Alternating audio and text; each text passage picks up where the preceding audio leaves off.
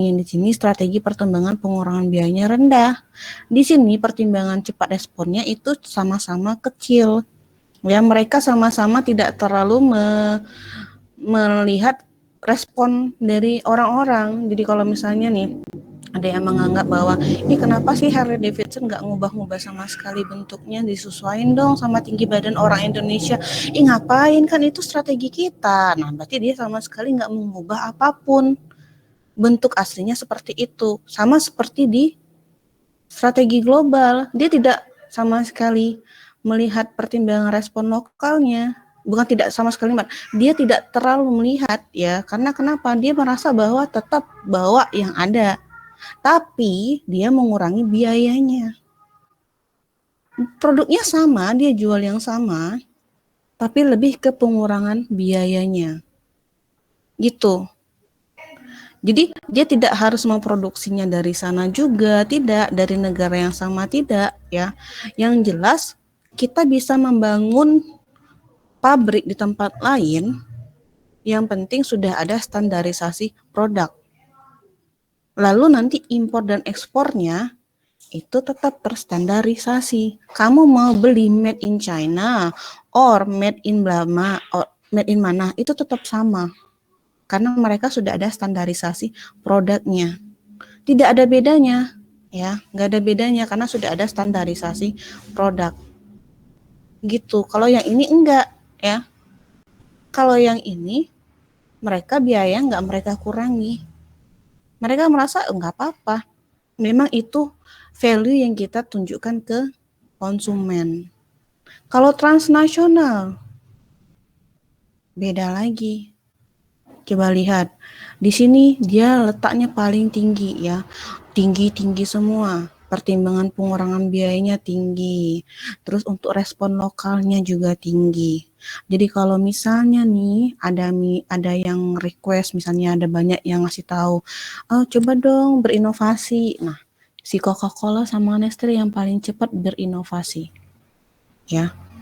Atau dia paling cepat mendiferensiasikan produknya. Dia bikin produk baru, diferensiasikan, atau dia cepat mengeluarkan produk baru, gitu. Bedanya kalau di sini dia mengurangi biayanya yang paling tinggi ya. Di sini tinggi-tinggi semua. Dia mengurangi biayanya dan dia respon lokalnya juga tinggi. Skalanya tetap ekonomis. Pembelajaran lintas budaya jelas ya. Coca-Cola dan Nestle itu belajar budaya dari berbagai negara. Tapi mereka tetap resepnya sama, tidak ada yang berubah, cuman memindahkan bahan baku orang atau pemikiran. Ya. Jadi resepnya tetap dari mereka, bahan bakunya tetap dari mereka. Indonesia sama sekali nggak bisa bikin bahan baku Coca-Cola, no. Ya. Tetap semuanya dari Coca-Cola. Nah, orangnya pemikirannya melintasi batas-batas negara. Gitu. Kalau yang strategi multidomestik beda lagi. Kalau multidomestik dia untuk biayanya itu rendah, tapi untuk diferensiasinya tinggi. Contohnya McDonald, Body Shop, Rock Cafe. Bisa dibilang McDonald. Contohnya McDonald Indonesia sama McDonald Singapura, McDonald Amerika. Indonesia ada nasi, Indonesia ada geprek. Ya, kalau di Jepang ada namanya salad apa saya nggak tahu. Nah, kan Body Shop, ya. Jadi beda kalau yang multidomestik, transnasional dengan multidomestik beda, global, internasional beda. Jadi jangan disamakan antara global dan internasional. Pertanyaan Agus tadi, bagaimana strategi global itu bisa fleksibel ya terhadap pasar, ya enggak?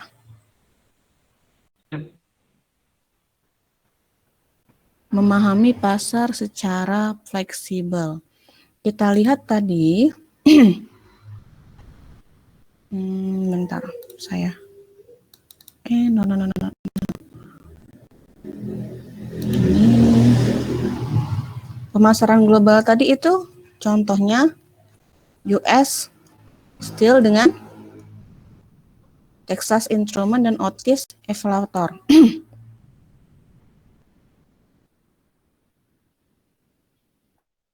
Memahami pasar secara fleksibel.